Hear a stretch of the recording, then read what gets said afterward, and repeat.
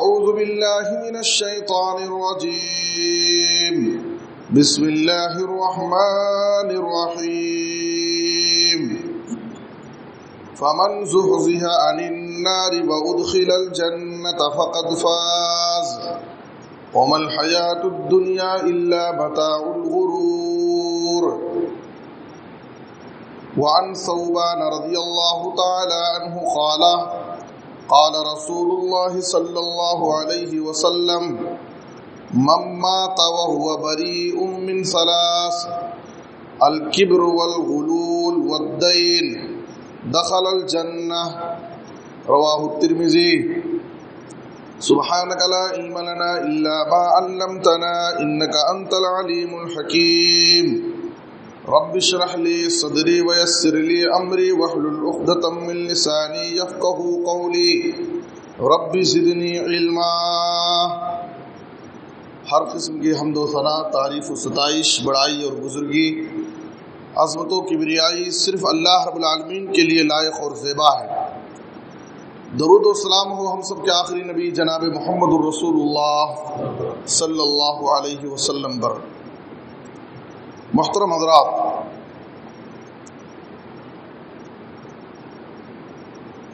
ایک انسان کی سب سے بڑی کامیابی یہ ہے کہ اسے آخرت میں کامیابی مل جائے،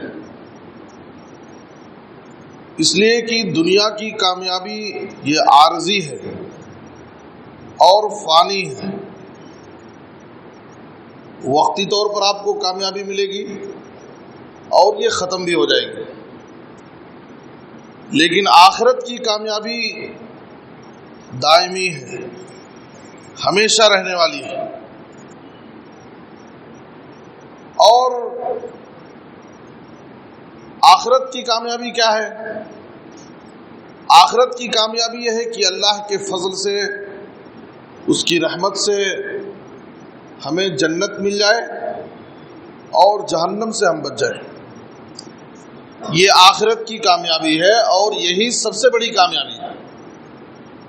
سورہ آل عمران آیت نمبر 180 پر 5 میں اللہ تعالیٰ نے فرمایا فَمَنْ زُحْزِحَ عَنِ النَّارِ وَأُدْخِلَ الْجَنَّةَ فَقَدْ فَازَ۔ جو شخص آخرت میں جہنم سے بچا لیا گیا اور جنت میں داخل کر دیا گیا تو سمجھیے کہ وہ کامیاب ہو گیا۔ وَمَا الْحَيَاةُ الدُّنْيَا إِلَّا مَتَاعُ الْغُرُورِ۔ اور یاد رکھو کہ دنیا کی یہ زندگی دھوکے کا سامان ہے۔ دنیا کی یہ زندگی دھوکے کا سامان ہے، جگہ جی لگانے کی دنیا نہیں ہے، یہ عبرت کی جا ہے، تماشا نہیں ہے۔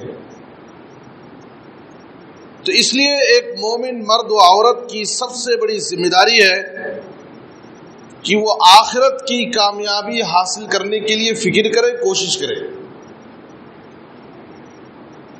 ظاہر ہے کہ جنت پانا اور جہنم سے بچنا یہ کوئی آسان کام نہیں ہے۔ انسان کی آرزوؤں سے، اس کی خواہشات سے، صرف اس کی امیدوں سے جنت ملنے والی نہیں ہے۔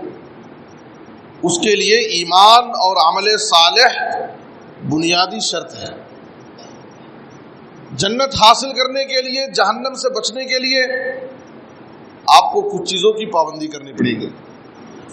جنت حاصل کرنے کے لیے جہاں کچھ کاموں کو کرنا ہے وہیں کچھ چیزوں کو چھوڑنا ہے، کچھ چیزوں سے آپ کو اپنے آپ کو بچانا ہے، تب جا کر کے آپ جنت حاصل کر سکتے ہیں۔ سنن ترمذی کی ایک حدیث میں نے آپ حضرات کے سامنے پیش کی ہے۔ اس حدیث میں آپ صلی اللہ علیہ وسلم نے جنت میں جانے کے لیے ایک بندے مومن کو 3 چیزوں سے بچنا ضروری قرار دیا ہے۔ ایک مومن کی زندگی 3 چیزوں سے پاک صاف ہو۔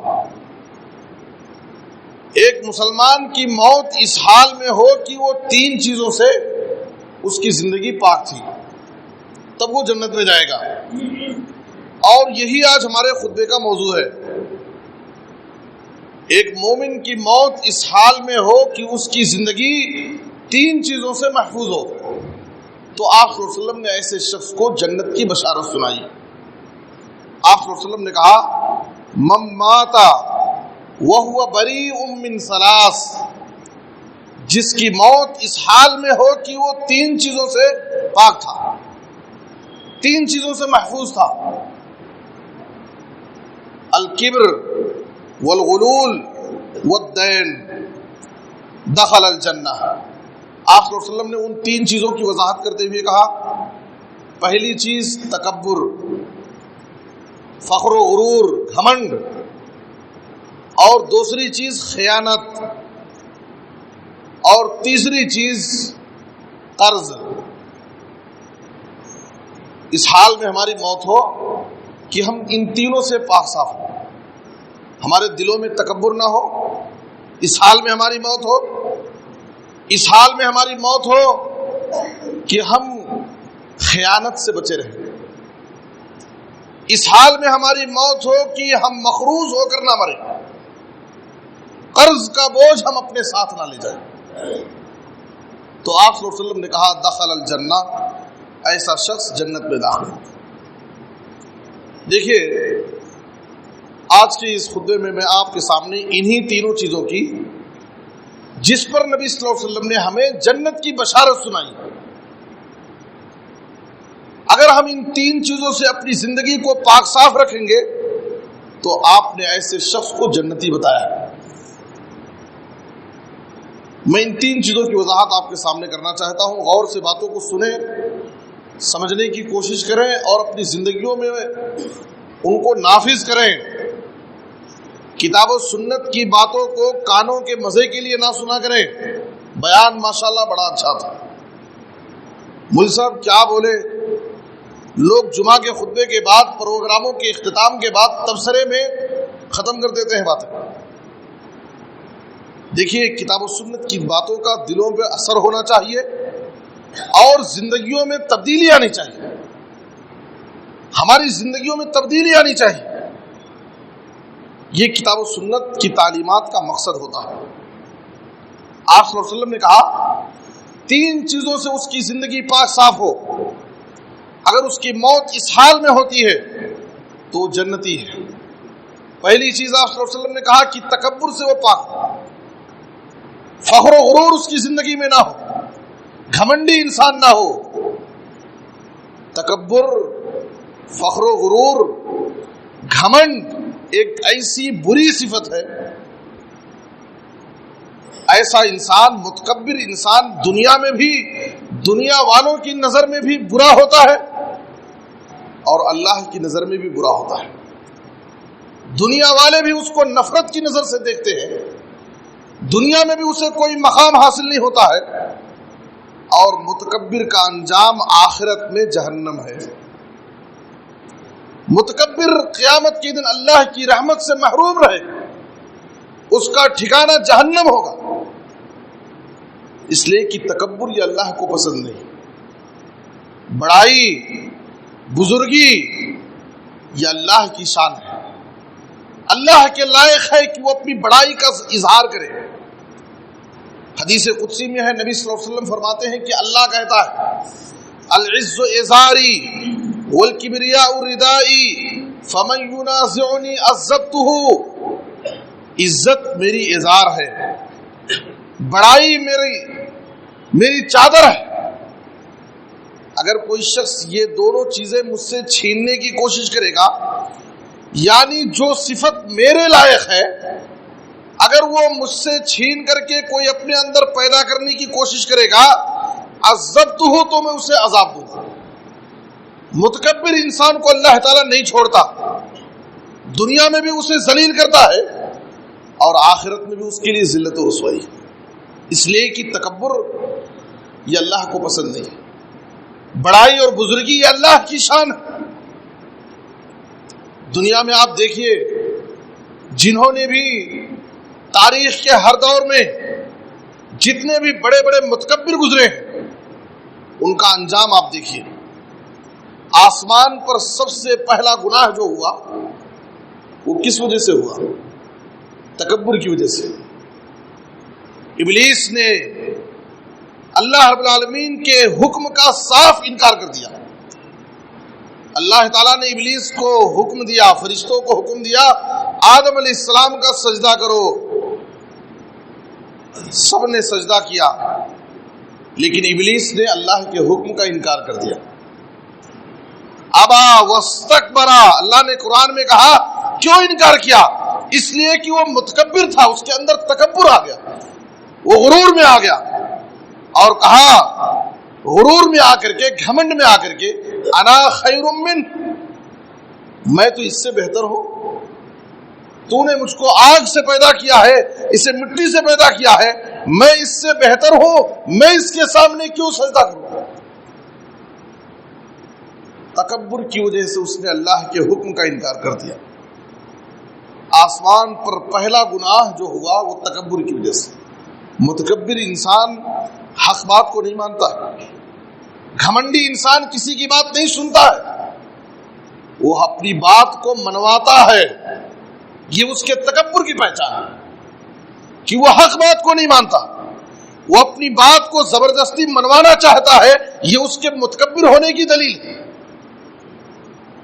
تکبر یہ اللہ کو پسند نہیں ہے۔ یاد رکھیے جناب محمد الرسول اللہ صلی اللہ علیہ وسلم نے فرمایا ذرہ برابر بھی اللہ کو تکبر پسند نہیں، ذرہ برابر معمولی تکبر بھی اللہ کو پسند نہیں۔ صحیح مسلم کی حدیث ہے لا يدخل الجنة من كان في قلبه مثقال ذرة من کبر۔ آپ صلی اللہ علیہ وسلم فرما رہے ہیں وہ شخص جنت میں داخل نہیں ہوگا جس کے دل میں ذرہ برابر کبر ہو، تکبر ہو۔ آپ غور کیجئے اس حدیث پر، ذرہ کسے کہتے ہیں؟ ذرہ چھوٹی چیونٹی کو ذرہ کہتے ہیں۔ یا کھڑکی کھول دیجئے، سورج کی روشنی ادھر سے آ رہی ہو کھڑکی سے، اس روشنی میں کچھ ذرے نظر آتے ہیں جو صرف نظر آتے ہیں، ہاتھ میں پکڑ کر کے اگر آپ اس کو دیکھنا چاہیں تو دیکھ نہیں سکتے، اس کا کوئی وزن نہیں ہوتا، معمولی چیز، یہ ذرہ ہے۔ نبی صلی اللہ علیہ وسلم کیا فرما رہے ہیں؟ جس کے دل میں ذرہ برابر معمولی تکبر ہو وہ جنت میں داخل ہو۔ تکبر کتنی بری چیز ہے اور اللہ رب العالمین کے نزدیک کتنا ناپسندیدہ انسان ہے متکبر انسان، کہ نبی صلی اللہ علیہ وسلم فرما رہے ہیں کہ جس کے دل میں ذرہ برابر تکبر ہو وہ جنت میں نہیں جائے گا۔ ایک دوسری حدیث سے مسلم میں ہے، آپ صلی اللہ علیہ وسلم نے کہا الا اخبرکم باہل النار، اے صحابہ کیا میں تمہیں جہنمیوں کے بارے میں نہ بتاؤں؟ کون سے لوگ ہیں جو جہنم میں جائیں گے؟ پھر آپ صلی اللہ علیہ وسلم نے اس کی وضاحت کی، کل عتل جواز مستکبر، جہنم میں جانے والے کون لوگ ہوں گے؟ ہر سرکش انسان، جو بڑا سخت جھگڑالو انسان، بات بات میں جھگڑنے کے لیے تیار ہو جاتا ہے، اور بخیل انسان جو نہ اپنی ذات پر خرچ کرتا ہے، اپنے بیوی بچوں کی بنیادی ضرورتوں کو پورا نہیں کرتا ہے، اور نہ اللہ کی راہ میں کبھی خرچ کرتا ہے، حالانکہ اللہ نے اس کو مال و دولت سے نوازا۔ بخیل انسان۔ اور تیسرے نبی صلی اللہ علیہ وسلم نے کہا متکبر آدمی، مغرور آدمی، یہ جہنم میں جائے گا۔ اور ایک تیسری حدیث جو صحیح بخاری اور مسلم میں ہے، آپ صلی اللہ علیہ وسلم نے کہا احتجت الجنت والنار، جنت اور جہنم دونوں نے آپس میں جھگڑا کیا، بحث کیا۔ جہنم نے کہا فیا الجبارون والمتکبرون، اے اللہ میرے اندر تو صرف سرکش ظالم لوگ اور متکبر لوگ پڑے ہوئے ہیں، جہنم نے کہا۔ اور جنت نے کہا کہ میرے اندر صرف سماج کے غریب، مسکین اور کمزور لوگ ہیں۔ تو نبی صلی اللہ علیہ وسلم نے کہا کہ اللہ تعالیٰ نے دونوں کے درمیان فیصلہ کرتے ہوئے کہا، جہنم سے اللہ نے کہا، جنت سے اللہ تعالیٰ نے کہا انت رحمتی ارحم بک من اشاء من عبادی، اے جنت تو میری رحمت ہے، میں تیرے ذریعے سے اپنے بندوں میں سے جسے چاہوں گا اس پر رحم کروں گا، یعنی اسے جنت میں داخل کروں گا۔ اور جہنم سے اللہ تعالیٰ نے کہا انت عذابی اعذب بک من اشاء من عبادی، اے جہنم تو میری عذاب ہے، میں تیرے ذریعے سے جسے چاہوں گا اپنے بندوں میں سے اسے عذاب دوں گا، جہنم میں داخل کر، لیکن تم دونوں کو بھرنا یہ میری ذمہ داری ہے۔ میرے بزرگ اور دوستو، اس حدیث میں بھی اس بات کی وضاحت ہوئی کہ جہنم میں صرف سرکش، ظالم، جابر اور متکبر اور مغرور لوگ جہنم میں جائیں۔ متکبروں کا ٹھکانہ جہنم ہے۔ اس لیے ایک انسان کے اندر کتنے بھی کمالات ہوں، کتنی بھی خوبیاں ہوں، کبھی بھی ہمارے اندر تکبر نہیں آنا چاہیے، بڑائی نہیں آنا چاہیے۔ یہ میں کچھ لوگوں کی عادت ہوتی ہے صرف ہمیشہ میں کی صدا لگاتے ہیں، میں کیا، میرا کام، میں ایسا کیا۔ یہ انانیت، میں پنا، یہ زیادہ اللہ کو پسند نہیں۔ دیکھیے فرعون نے بھی کیا کہا تھا، انا ربکم الاعلی، میں سب سے بڑا رب۔ اللہ نے اس کو دریا میں ڈبو دیا۔ یہ میں کا انجام کیا ہوتا ہے؟ قارون نے کہا تھا انما اوتیتہ علی علم عندی، اس سے پوچھا گیا کہ یہ تیرے پاس اتنے سارے خزانے ہیں، کہاں سے خزانہ پایا؟ اس نے کیا کہا؟ میں کمایا ہوں۔ یہ نہیں کہا اللہ کے فضل سے، اس نے کہا کہ میں کمایا ہوں۔ اللہ کو اس کا یہ غرور پسند نہیں آیا، اللہ نے اس کو زمین میں دھسا دیا، اسے بھی اور اس کے خزانوں کو بھی زمین میں دھسا دیا۔ اس لیے میں زیادہ نہیں کرنا چاہیے۔ متکبر انسان کو اللہ تعالیٰ دنیا میں بھی ہلاک کرتا ہے، دنیا میں بھی ذلیل کرتا ہے۔ ہمارے اندر کتنی بھی خوبیاں ہوں، مال ہے، دولت ہے، عہدہ ہے، منصب ہے، ساری خوبیاں ہیں، لیکن تکبر نہیں ہونا چاہیے، بلکہ جتنی خوبیاں ہو اتنا ہمارے اندر عاجزی پیدا ہونا چاہیے۔ ہم ہر ایک سے ملیں جلیں، ہر ایک سے ملنا جلنا، ہر ایک سے بات چیت کرنا، سلام اور مصافحہ کرنا، خیر و عافیت دریافت کرنا، رشتہ داروں کے ہاں آنا جانا، ان کی خوشی اور غمی میں شریک ہونا، یہ ہمارے اخلاق کی علامت ہے۔ متکبر آدمی یہ سب کام نہیں کرتا ہے۔ جس کو اپنے مال پر، اپنی دولت پر، اپنے حسن و جمال پر، اپنے خاندان پر، اپنی اولاد پر فخر ہوتا ہے، اور اللہ تعالیٰ کو یہ چیز پسند ہے۔ ہمارے لیے جناب محمد الرسول اللہ صلی اللہ علیہ وسلم کی ذات گرامی، آپ کی سیرت طیبہ ہمارے لیے اسوہ حسنہ ہے، بہترین نمونہ۔ آپ سے بہتر زندگی کسی کی نہیں ہو سکتی۔ نبی صلی اللہ علیہ وسلم کی سیرت سے بڑھ کر کے دنیا میں کوئی سیرت نہیں ہو سکتی۔ اس کائنات کی نظروں نے آپ سے بڑا کوئی انسان دیکھا ہی نہیں۔ نبی صلی اللہ علیہ وسلم جامع کمالات و صفات سے متصف تھے، سب سے بڑے تھے، ساری خوبیاں آپ کے اندر پائی جاتی تھی، لیکن نبی صلی اللہ علیہ وسلم کے اندر جتنی خوبیاں تھیں اتنا آپ کے اندر عاجزی تھی، اتنی عاجزی تھی۔ کہیں بھی آپ کی زندگی میں، آپ کی سیرت میں ہمیں تکبر کی کوئی ایک معمولی جھلک بھی نظر نہیں آتی ہے، نعوذ باللہ۔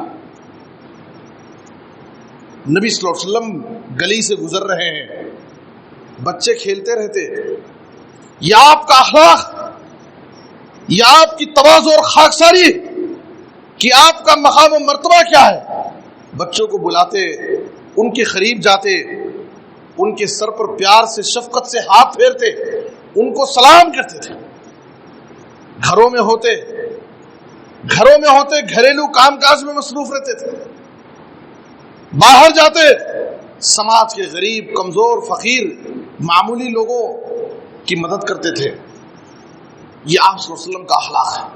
آدمی بڑا ہونے کا مطلب یہ نہیں کہ بڑے عہدے پر چلا گیا، اللہ نے مال دے دیا تو اب وہ اس کے اندر تکبر پیدا ہو جائے۔ آدمی کے اندر جتنی خوبیاں ہو، جتنی اس کے اندر خوبیاں ہو، کمالات، اتنا انسان کے اندر عاجزی پیدا ہونا چاہیے۔ آپ کو بات سمجھ میں نہ آئے، آپ کسی باغ میں چلے جائیے، آپ دیکھیے، غور کیجئے، جس درخت پر جتنے زیادہ پھل لگے ہوتے ہیں، پھلدار شاخ ہے، نیچے کی طرف زمین کی طرف اتنی جھکتی ہے. جس کے اندر خوبیاں ہوتی ہیں وہ جھکتا ہے، جس کے اندر کچھ نہیں ہوتا ہے وہ اٹھتا ہے، اکڑتا.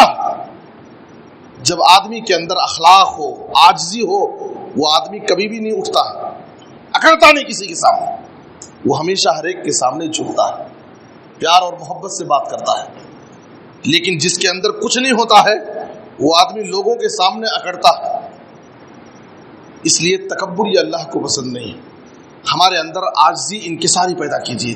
صحیح مسلم کی حدیث ہے، جناب محمد الرسول اللہ صلی اللہ علیہ وسلم نے فرمایا، ان اللہ اوحى الی ان تواضعوا حتى لا يفخر احد على احد ولا يبغي احد على احد. اللہ تعالیٰ نے میری طرف وحی کی کہ تم تواضع اور خاکساری پیدا کرو اپنے اندر، کوئی کسی پر فخر نہ کرے، کوئی کسی پر ظلم نہ کرے. یہ نبی صلی اللہ علیہ وسلم فرما رہے ہیں کہ اللہ نے میری طرف وحی کی. اگر ہم اپنے اندر بڑے ہونے کے باوجود اگر ہم جھک جائیں گے کہیں تو اس سے ہمارا مقام چھوٹا نہیں ہوگا، اللہ کی نظر میں ہمارا مقام بلند ہو جائے گا.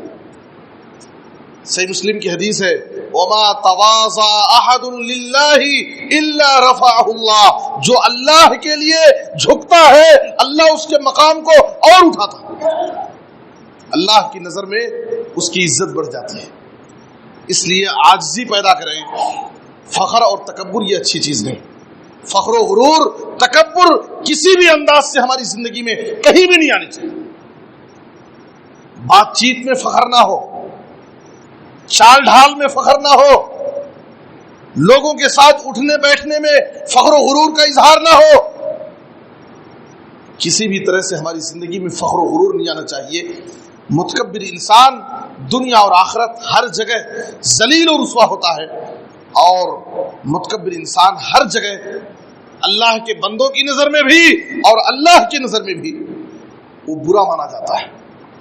تو نبی صلی اللہ علیہ وسلم نے کہا، جس شخص کی موت اس حال میں ہو کہ 3 چیزوں سے اس کی زندگی پاک تھی، وہ جنت میں جائے گا. پہلی چیز نبی صلی اللہ علیہ وسلم نے کہا تکبر سے اس کی زندگی پاک ہو.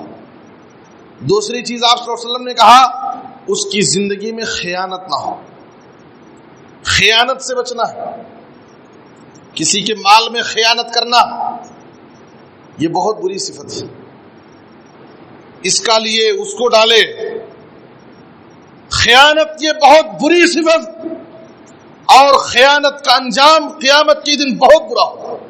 یاد رکھیے، سورہ آل عمران آیت نمبر 160 پر 1 میں اللہ نے فرمایا، وَمَن يَغْلُلْ يَأْتِ بِمَا غَلَّ يَوْمَ الْقِيَامَةِ. جو شخص خیانت کرے گا اس دنیا میں، قیامت کے دن خیانت کی ہوئی چیز کو اپنے ساتھ وہ لائے گا. خیانت کر کے دنیا میں آپ چھپ سکتے، خیانت کر کے دنیا میں آپ بچ سکتے ہیں لوگوں کی نظروں سے، لیکن اللہ تعالیٰ اس کو برسر عام قیامت کے دن سب کے سامنے اس کو ذلیل و رسوا کرے گا، اور وہ خیانت کی ہوئی مال، خیانت کی ہوئی چیز، خیانت کیا ہوا مال اپنے ساتھ لیا رہے گا. اور دنیا والے دیکھیں گے کہ یہ دنیا میں خیانت کیا تھا. بہت بری چیز ہے. کتنی بری چیز ہے، آپ کے پاس بڑی سے بڑی نیکی ہو، بڑی سے بڑی عبادت ہو، لیکن اگر خیانت ہے تو یاد رکھیے آپ کا انجام برا ہو سکتا ہے. انجام برا ہو سکتا ہے. شہادت اللہ کی راہ میں، اللہ کے دین کی سربلندی کے لیے ایک شخص جنگ میں جا کر کے لڑ رہا ہے، قتل کر دیا گیا، شہید ہو گیا، کتنا بڑا مقام ہے. غزوہ خیبر میں صحیح مسلم کی حدیث ہے، غزوہ خیبر میں صحابہ کرام نبی صلی اللہ علیہ وسلم کے پاس آئے اور کہنے لگے فلان شہید، فلان شہید، اے اللہ کے رسول فلاں شہید ہو گئے، فلاں شہید ہو گئے. یہاں تک کہ ایک صاحب کے پاس سے گزرے، ان کو میدان جنگ میں قتل کیا گیا تھا. نبی صلی اللہ علیہ وسلم سے کہا گیا، مبارکبادی دی جا رہی ہے، فلان شہید، اے اللہ کے رسول فلاں بھی شہید ہو گیا۔ نبی صلی اللہ علیہ وسلم نے کیا فرمایا؟ کلا انی رأیتہ فی النار فی بردۃ غلھا، اگرچہ ایک طرف شہید ہوا ہے، میدان جنگ میں لڑتے ہوئے شہید ہوا ہے، شہادت کا مقام ملا ہے، لیکن میں نے اسے جہنم میں دیکھا ایک چادر کی خیانت کی وجہ سے۔ ایک چادر کی خیانت کی وجہ سے شہادت جیسا مقام فیل ہو گیا، اسے کام نہیں آیا، شہید ہے، لیکن نبی صلی اللہ علیہ وسلم کہہ رہے ہیں کہ میں نے اس کو جہنم میں دیکھا ایک چادر کی خیانت کی وجہ سے۔ اسی قسم کا ایک واقعہ جو صحیح مسلم ہی میں ہے اور صحیح بخاری میں بھی ہے، دیکھیے نبی صلی اللہ علیہ وسلم کا غلام غزوہ خیبر جب فتح ہو گیا، سن 7 ہجری میں یہودیوں سے جنگ لڑی گئی تھی، خیبر کو مسلمانوں نے فتح کر لیا۔ فتح کرنے کے بعد وادی القرا کی طرف جا رہے تھے۔ وادی القرا جب پہنچے، نبی صلی اللہ علیہ وسلم کے ساتھ آپ کا ایک غلام تھا جس کا نام مدعم تھا، وہ آپ کی سواری سے کجاوا کھول رہا تھا، اتار رہا تھا، جس پر سواری پر بیٹھنے کے بعد سوار ٹیک لگاتا ہے پہلے زمانے میں۔ اچانک دشمن کی کوئی تیر آئی اور وہ تیر نبی صلی اللہ علیہ وسلم کے غلام کو لگ گئی اور مر گیا۔ صحابہ نبی صلی اللہ علیہ وسلم کی خدمت میں آئے بھاگے ہوئے اور کہا، ہنی اللہ الشہادہ یا رسول اللہ، اے اللہ کے رسول آپ کے غلام کو شہادت مبارک، آپ کا غلام شہید کر دیا گیا دشمن کے ذریعے۔ نبی صلی اللہ علیہ وسلم نے کیا فرمایا؟ کلا والذی نفسی بیدہ ان الشملۃ التي اخذها يوم خیبر من الغنائم لم تصبها المقاسم لتشتعل علیہ نارا، کہا اے میرے صحابہ، میرے غلام کی شہادت کی مجھے مبارکبادی سنا رہے ہو، مجھے بتایا گیا وہی بھیج کر کے کہ میرے غلام کے اوپر جہنم کی آگ بھڑک رہی ہے، اس لیے کہ خیبر کی مال غنیمت سے چپکے سے چوری سے ایک چادر چرا لیا تھا، بغیر اجازت کے ایک چادر چرا کے رکھ لیا جس کی وجہ سے جہنم کی آگ اس پر بھڑک رہی ہے۔ میرے بزرگ اور دوستو، بہت ہی خطرناک معاملہ ہے خیانت کا۔ آپ سوچئے، ایک طرف شہادت ہے اور دوسری طرف غلام رسول۔ آج لوگ بڑے بڑے دعوے کرتے ہیں، میں فلاں کا پیر ہوں، میں فلاں کا مرید ہوں، میں غلام رسول ہوں، میں فلاں ہوں، میں فلاں ہوں۔ آپ دیکھیے حقیقی غلام رسول ہے لیکن کچھ بھی نہیں کام آئے گا۔ آپ صلی اللہ علیہ وسلم نے کہا کہ ایک چادر چرا لینے کی وجہ سے، ایک چادر کی خیانت کی وجہ سے جہنم کی آگ اس پر بھڑک رہی ہے۔ اس لیے خیانت ہماری نیکیوں کو برباد کر دیتی ہے۔ خیانت اتنا بڑا جرم ہے جو ہماری بڑی بڑی عبادتوں کو ضائع اور برباد کرتی ہے۔ معمولی خیانت ہماری آخرت کو برباد کر دینے کے لیے کافی ہے۔ ہم اپنی زندگی میں نمازوں کی شکل میں، روزوں کی شکل میں، تلاوت کی شکل میں، ذکر و اذکار کی شکل میں، حج عمرے کی شکل میں جو بڑی بڑی عبادتیں کرتے ہیں، یاد رکھیے اگر خیانت جیسے جرم سے اپنے آپ کو ہم نہیں بچائیں گے، ممکن ہے کہ خیانت کی وجہ سے ہماری آخرت بگڑ جائے اور ہمارا ٹھکانہ جہنم ہو جائے۔ بہت بڑی غلطی ہے، خیانت بہت بڑا جرم ہے۔ اسی لیے ہمارے نبی جناب محمد الرسول اللہ صلی اللہ علیہ وسلم کا حال دیکھیے۔ عقبہ بن حارث رضی اللہ عنہ کہتے ہیں کہ میں نے مدینے میں ایک مرتبہ آپ کے پیچھے عصر کی نماز پڑھی۔ نبی صلی اللہ علیہ وسلم نماز سے فارغ ہونے کے بعد سلام پھیرتے ہی اپنی جگہ سے اٹھ گئے، لوگوں کی گردنوں کو پھلانگتے ہوئے سیدھے آپ اپنی ازواج مطہرات کے کمروں کی طرف گئے، پھر واپس آ کر کے بیٹھ گئے مصلی پر۔ صحابہ پریشان ہیں کہ آخر کیا بات ہے، جاننا چاہتے ہیں۔ نبی صلی اللہ علیہ وسلم نے دیکھا کہ صحابہ کچھ سننا چاہتے ہیں، جاننا چاہتے ہیں۔ آپ صلی اللہ علیہ وسلم نے کہا کہ مجھے اچانک خیال آیا میرے پاس صدقے کی امانت کی شکل میں کچھ سونا آیا تھا جو مجھے غریبوں میں تقسیم کرنا تھا۔ امانت کے طور پر مجھے غریبوں میں تقسیم کرنے کے لیے کچھ سونا آیا تھا، میں اس میں سے تقسیم کر دیا۔ مجھے اچانک خیال آیا کہ اس کا ایک ٹکڑا میرے گھر میں بچا ہوا ہے اور میں نے اس کو غریبوں تک نہیں پہنچایا ہے۔ خیال آتے ہی میں وہ امانت جا کر کے لے کر کے آیا ہوں، کہیں ایسا نہ ہو کہ وہ امانت کی چیز میرے گھر میں باقی رہ جائے، غریبوں تک نہ پہنچے اور اسی حال میں میری موت ہو جائے۔ قیامت کی دن اللہ تعالیٰ اس امانت کے بارے میں مجھ سے سوال کر بیٹھے۔ میرے بزرگوں اور دوستو، یہ امانت اتنی بڑی چیز ہے اور خیانت اتنا بڑا گناہ ہے۔ اسی لیے ہمارے نبی جناب محمد رسول اللہ صلی اللہ علیہ وسلم اکثر نصیحتوں میں یہ نصیحت آپ ضرور کرتے تھے، لا ایمان لمن لا امانت لہ ولا دین لمن لا عہد لہ۔ جس کے پاس امانت داری نہ ہو اس کے پاس ایمان ہی نہیں ہے، اور جس کے پاس عہد و پیمان کا پاس و لحاظ نہ ہو، لوگوں سے وعدہ کرتا ہے اور خلاف ورزی کر دیتا ہے، لوگوں سے معاہدہ کرتا ہے، توڑ دیتا ہے، سمجھیے کہ اس کے پاس کوئی دین نہیں، امانت نہیں تو ایمان نہیں، اور وعدے اور عہد کا پاس و لحاظ نہیں تو اس کے پاس دین نہیں۔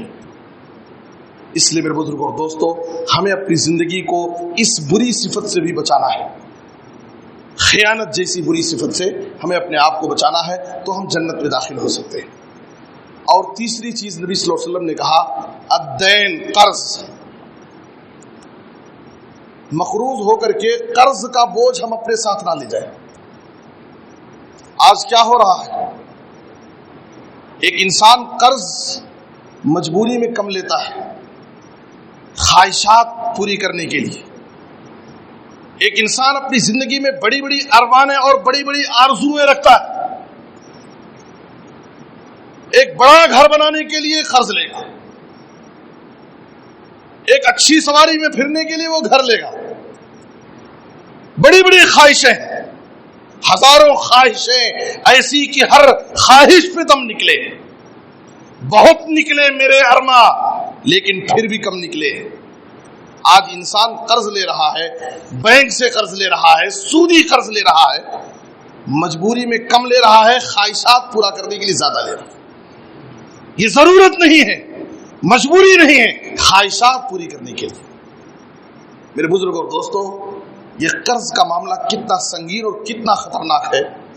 جناب محمد رسول اللہ صلی اللہ علیہ وسلم، حضرت عائشہ رضی اللہ تعالیٰ عنہ فرما رہی ہے، نماز میں آپ دعا کرتے تھے، نماز میں کان یدعو فی الصلاۃ اللہم انی اعوذ بک من المأثم والمغرم، اے اللہ میں تجھ سے پناہ چاہتا ہوں گناہ سے اور قرض سے۔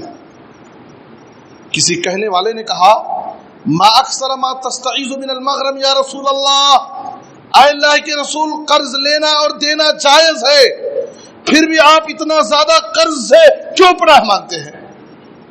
تو نبی صلی اللہ علیہ وسلم نے کہا، ان الرجل اذا غرم حدث فكذب ووعد فاخلف، جب ایک آدمی مقروض ہوتا ہے تو بات کرے گا تو جھوٹ بولے گا، وعدہ کرے گا تو خلاف ورزی کرے گا۔ مقروض آدمی بات کرے گا تو جھوٹ بولے گا، وعدہ کرے گا تو خلاف ورزی کرے گا۔ تو قرض کی وجہ سے اسے جھوٹ بولنا پڑتا ہے، قرض کی وجہ سے وہ وعدہ خلافی کرتا ہے۔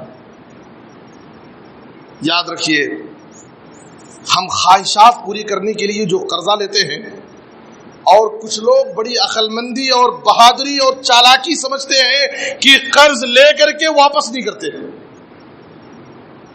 اور اسے وہ اپنی بہادری سمجھتے ہیں، میں فلاں کو ڈوبا دیا۔ کتنے ایسے لوگ ہیں قرض لے لیے لیکن دینے کے لیے، واپس کرنے کے لیے نام نہیں لے رہے۔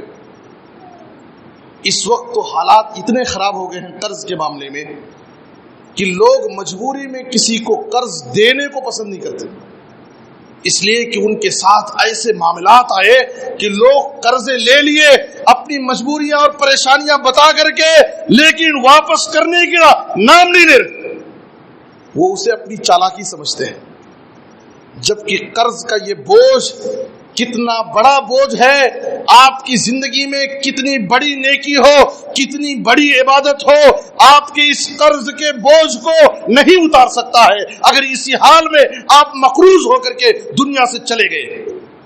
یاد رکھیے، کتنی بھی بڑی نیکی ہو آپ کے پاس، کیا شہادت سے بڑی نیکی آپ کے پاس ہے؟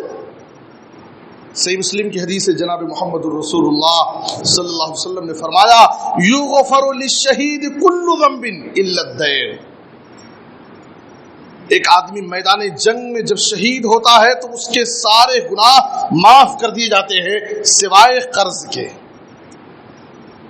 کتنا بڑا بوجھ ہے، کتنا بڑا بوجھ ہے جسے ہم معمولی سمجھتے ہیں اور قرض واپس نہیں کرتے ہیں۔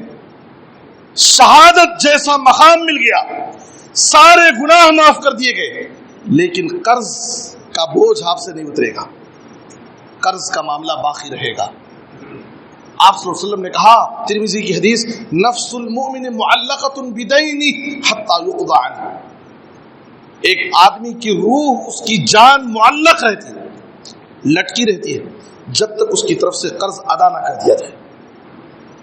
اور آپ کو میں بتاؤں، تین شہادت آپ کو حاصل ہو جائے، لیکن اگر قرض کا بوجھ آپ کے ساتھ ہے تو آپ جنت میں نہیں جا سکتے۔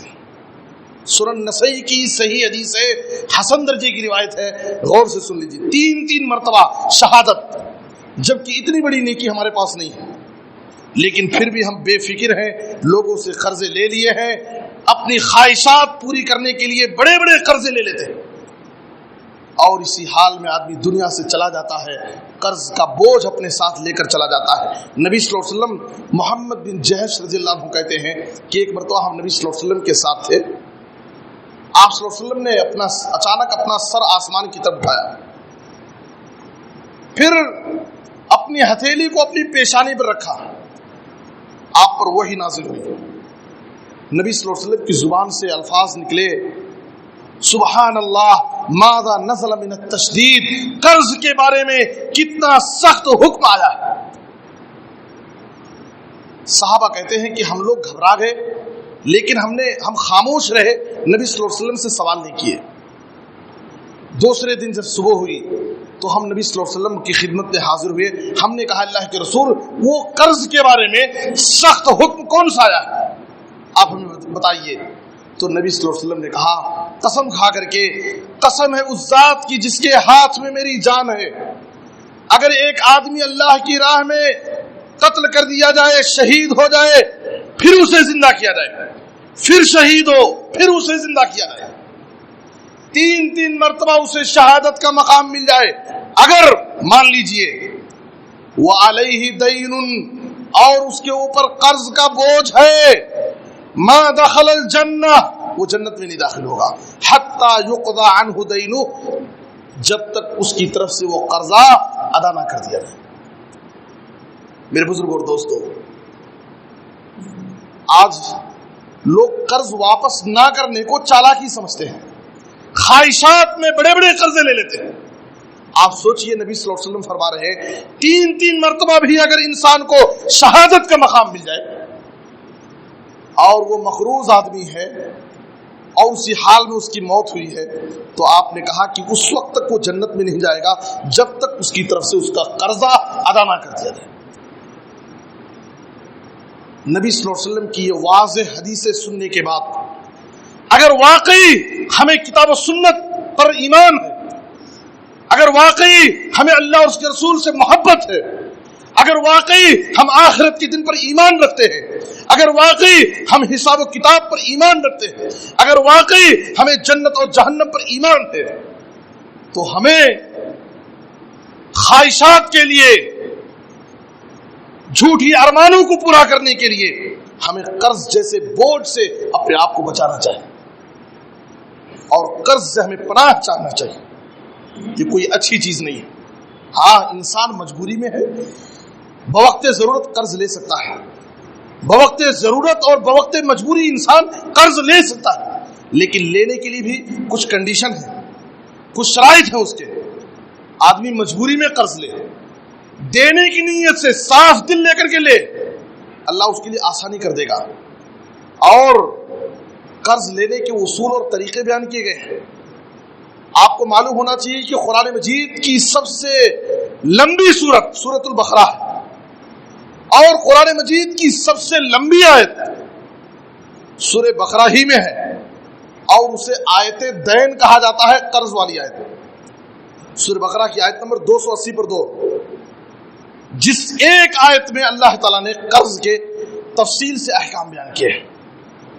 لکھ کر کے قرض لو، کسی امانت دار کو گواہ بنا لو، ٹائم فکس کر لو، بہت سارے مسائل ہیں اس کے اندر. میں نے کہا کہ قرآن مجید کی سب سے لمبی سورت میں سورہ بقرہ میں سب سے لمبی آیت نمبر 280 قرض سے متعلق ہے. اس آیت کے اندر اللہ تعالیٰ نے قرض کے احکام بیان کیے ہیں. اور ایک آخری بات بیان کرتا ہوں، کچھ لوگ سود پر قرض لیتے ہیں، سود پر قرض، اور کہتے ہیں کہ معمولی قرض ہے 1%، 2%، اور یہ سوچ کر کے وہ تسلی حاصل کر لیتے ہیں کہ 1%، 2% اگر معمولی سود پر اگر ہم قرض لیں گے تو یہ چل جائے گا. ایسے لوگ نبی صلی اللہ علیہ وسلم کی اس حدیث کو غور سے سن لے. اگر واقعی ہمارے سینوں میں دل ہمارا زندہ ہے تو ہماری غیرت اگر زندہ ہے، نبی صلی اللہ علیہ وسلم کی اس حدیث پر ہمیں عمل کرنا چاہیے. مسند احمد اور مسند بزار کی حدیث ہے، اور امام البانی رحمۃ اللہ علیہ نے اس حدیث کو صحیح قرار دیا ہے. فرمایا آپ صلی اللہ علیہ وسلم نے، تم 1%، 2% کی بات کرتے ہو، درہم ربن یاکلہ الرجل وہو یعلم اشد من 36 زنیہ. یہ حدیث کے الفاظ ہیں. آپ صلی اللہ علیہ وسلم نے کہا 1 درہم سود کا جان بوجھ کر کے اگر کوئی آدمی کھاتا ہے تو یہ 36 مرتبہ زنا سے بڑا گناہ ہے. جان بوجھ کر کے 1 درہم اگر کوئی شخص سود کا لیتا ہے، کھاتا ہے، تو یہ 36 مرتبہ زنا سے بڑا گناہ ہے. میرے بزرگوں اور دوستو، ہم دعویٰ کرتے ہیں کتاب و سنت پر عمل کرنے کا، ہم دعویٰ کرتے ہیں اپنی نسبت جوڑتے ہیں جماعت اہل حدیث سے. کتنے ایسے لوگ ہیں سود جیسی لعنت کے شکار ہیں، کتنے ایسے لوگ ہیں جو سود خوری میں، سودی لین دین میں ملوث ہیں اور اپنے آپ کو بڑے اچھے شریف انسان ثابت کرتے ہیں. میرے بزرگوں اور دوستو، اللہ ہمارے دلوں کو بہتر جانتا ہے، اللہ ہمارے عملوں کو بہتر جانتا ہے. اگر ہمیں آخرت پر یقین ہے، حساب و کتاب پر یقین ہے، ہمیں اپنی زندگیوں کو ان برائیوں سے جب تک پاک صاف نہیں کریں گے، ہماری زندگی سے بلائیں ختم نہیں ہوں گی، ہماری زندگی سے پریشانیاں ختم نہیں ہوں گی، آفتیں ختم نہیں ہوں گی. جتنا آدمی اپنی زندگی میں بڑی بڑی خواہشیں ارمانے رکھتا ہے اور حرام طریقے سے اپنی خواہشوں کو پورا کرنا چاہتا ہے، یاد رکھیے اس کی زندگی آفتوں، بلاؤں اور پریشانیوں سے کبھی محفوظ نہیں رہ سکتی. دنیا میں بھی اس کے لیے بلائیں ہیں، پریشانیاں ہیں، ذلت ہے، رسوائی ہے، اور آخرت میں بھی اس کا ٹھکانہ بہت ہی برا ہوگا، جہنم اس کا ٹھکانہ ہوگا. اللہ سے دعا ہے کہ اللہ تعالیٰ ہمیں کتاب و سنت پر عمل کرنے کی توفیق عطا فرمائے. اے اللہ، 3 برائیاں ہمارے سامنے بیان کی گئی ہیں. تکبر کی برائی سے اللہ ہم سب کو بچا، اپنے اندر عاجزی، انکساری پیدا کرنے کی توفیق عطا فرما، اور اللہ تعالی ہمیں خیانت جیسی بری صفت سے اللہ تعالی بچا. حلال روزی حاصل کرنے کی توفیق دے، حرام سے بچا، اور اے اللہ تو ہمیں ناجائز خواہشات پورا کرنے کے لیے، اپنی جھوٹی ارمانوں کے لیے قرض کے بوجھ سے ہمیں بچا. قرض سے اللہ تعالی ہم تیری پناہ چاہتے ہیں. اور اگر کوئی زندگی قرض کے بوجھ سے کسی انسان کی زندگی دبی جا رہی ہے، پریشان ہے، تو ایک دعا کا خاص اہتمام کریں. اللہم اکفنی بحلالک عن حرامک واغننی بفضلک عمن سواک. اگر اللہ تعالیٰ نے آپ کی اس دعا کو قبول کر لیا تو آپ کے سارے قرضے ادا ہو سکتے ہیں. لیکن شرط یہ ہے کہ آپ مجبوری میں قرض لیں، صاف دل کے ساتھ قرض لیں، اور حلال طریقے سے قرض لیں. اللہ ہم سب کو نیک توفیق دے. جو بھی بیمار ہونے شفا عاجل کامل عطا فرما. جو مقروض ہیں انہیں ادائیگی قرض کی کوئی آسان سبیل پیدا فرما. اے اللہ پورے عالم میں اسلام اور مسلمانوں کو عزت ترقی اور غلبہ نصیب فرما. ہر جگہ مظلوم مسلمانوں کی حفاظت فرما, ان کی غیبی مدد فرما. ہمیں کتاب و سنت پر عمل کرنے کی توفیق دے. ہر قسم کے حادثات سے, بلاؤں, آفتوں, بیماریوں, پریشانیوں سے محفوظ فرما. جب تک زندہ رکھ اے اللہ کتاب و سنت پر عمل کرنے کی توفیق دے. جب وفات ہو تو خاتمہ بالخیر, کلمہ توحید پر وفات دے. آمین تقبل یا رب العالمین. وصلی اللہ علی نبینا محمد و آلہ وصحبہ اجمعین.